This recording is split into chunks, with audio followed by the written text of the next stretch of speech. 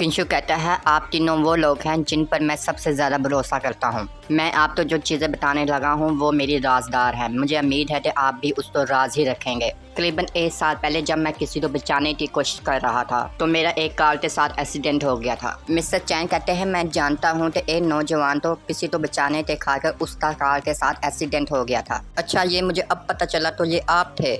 जी हाँ, इस हादसे की वजह से मुझे अंदरूनी चोटें आई और मैं कोमा में चला गया। फिर लोग मुझे हॉस्पिटल में ले गए। मैंने अपना होश खो दिया जब तक कि मैंने एक रोशनी नहीं देखी। जब मैं होश में आया तो ये देखकर मैं हैरान रह गया कि मैं हॉस्पिटल में नहीं था और मैं एक अजीब सी दुनिया में था जो मैंने आज तक कभी भी नहीं देखी। बाद में मुझे पता चला कि ये दुनिया एक इमोर्टल दुनिया थी जो सिर्फ ख्यालों में ही हम सोच सकते हैं। और मुझको एहसास हुआ कि मेरे जिस्म में एक और आत्मा है। वो आत्मा दूसरी आत्मा के साथ जुड़ी हुई है और वो बहुत तेज़ी से अपने आप को पावरफुल बना रही है।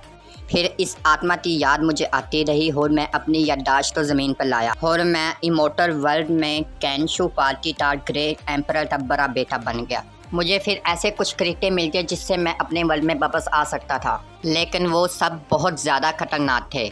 इसके अलावा मुझे अब भी इमोर्टल दुनिया में फिक्र करने की कोई चीज़ थी, इसलिए मैंने इमोर्टल वर्ल्ड में अपने आप को पावरफुल बनाने के लिए 10 साल वहाँ पर गुजारे। आखिरकार मुझे अपनी दुनिया में वापस आने का रास्ता मिल गया। मेरी पावर इतनी ज़्यादा बढ़ चुकी थी। इमोर्टल वर्ल्ड में मैंने इन 10 सालों में बहुत ज़्यादा कल्टिवेशन की और मेरा लेवल एक एम्परर के जितना हो गया था।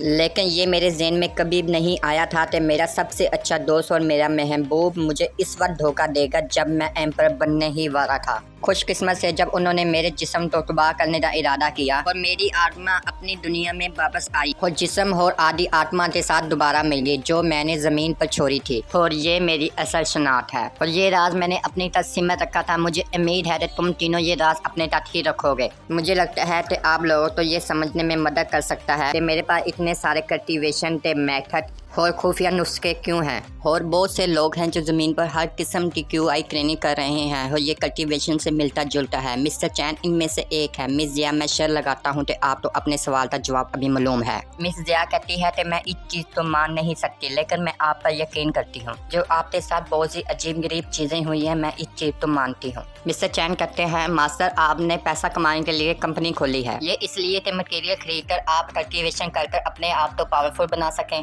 मेरा इस वर्ल्ड में बॉडी इतनी ज़्यादा पावरफुल नहीं है, इसलिए मुझे कल्टिवेशन करके दोबारा से शुरू करना होगा। मिस्टर चैन कहते हैं क्या आप अपनी कल्टिवेशन जारी रखेंगे और इमोर्टल दुनिया में वापस जाएंगे? जी हाँ, मैं इमोर्टल वर्ल्ड वापस जाऊंगा। वहाँ पर जितनी चीज़ें वो वापस लेकर आऊँगा। और इनसे ज़्यादा अहम बात यह है कि मैंने उनसे अपना बदला भी तो लेना है जिन्होंने मुझे मारा था। और अगली बात जो मैं कहने वाला हूँ आप दोनों के लिए है, इसे ज़रा गौर से सुने। मिस्टर चैन, आपने बहुत पहले ही बहुत ज़्यादा QI की ट्रेनिंग कर ली है। आप अपने बॉडी को पावरफुल और दिमाग को सुकून याब बनाना चाहते हैं और इसको पूरा करने के लिए मैं आपकी मदद कर सकता हूँ। यहाँ तक कि आप में ये सलाहियत नहीं है, लेकिन आप फिर भी इसे हासिल कर सकते हैं और आम लोगों की पहुँच से बाहर की ताकत तो आप हासिल कर सकते हैं। मिस जिया और जैनी, आप दोनों की आंखें बहुत खास हैं। आप दोनों की आंखें जंजो आंखें हैं और आप दोनों की आंखें कल्टिवेशन करने के लिए सबसे बेहतर हैं और आप तो भी पावरफुल बनने का मौका मिल सकता है। मैं एक ऐसा आदमी हूँ जो खुशियाँ और गम बांटना जानता है और जब मैं मुस्तकबिल में इमोर्टल वर्ल्ड में वापस जाऊंगा तो मुझे ऐसे लोगों की ज़रूरत होगी तो जिन पर मैं भरोसा करता हूँ कि वो मेरा साथ दें। जेनी बहुत अच्छी बच्ची है और मैं इस पर कभी भी दबाव नहीं डालूंगा,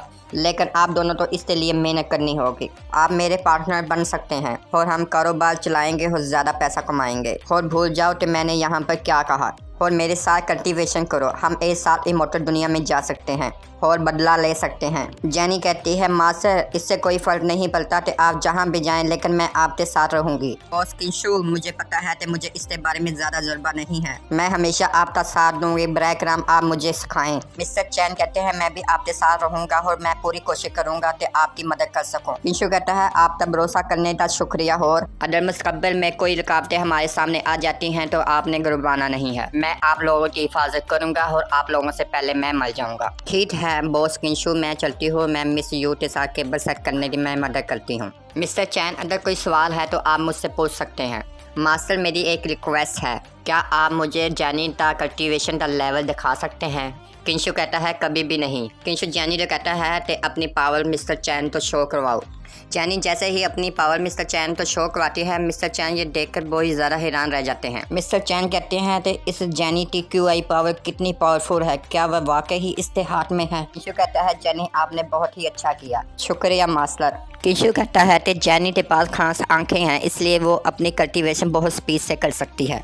आप जल्दी ना करें, मैंने आप तो सबसे पहले कल्टीवेशन का मेथड दिया था और जो मैंने आप तो मेथड दिया है आपने उसी पर अमल करना है। मिस्टर चैन कहते हैं ठीक है, मैं आपकी बात समझ गया। अगले सीन में हमें जला हुआ खाना मेज पर दिखाया जाता है। किशु कहता है जैनी मुझे ये बताओ तुम्हारी माँ की क्लास कब खत्म होनी है। अभी भी 1 घंटा अभी बाकी है। मिस यू कहती है पिज़्ज़ा ऑर्डर करने के बारे में क्या ख्याल है। किशु कहता है कोई बात नहीं, आइए इसे खाते हैं, वैसे भी आप काफ़ी देर से खाना बनाने लगी हुई हैं। मिस यू कहती है किशु लेकिन ये मुकम्मल तौर पर बेकार है, मुझे पता है कि ये सारा खाना मेरे से जल गया है। मिस यू किशु कहती है आप इसे मत खाएं। किशु कहता है तो इतने प्यार से जब आपने बनाया है फिर तो हमें खाना ही पड़ेगा।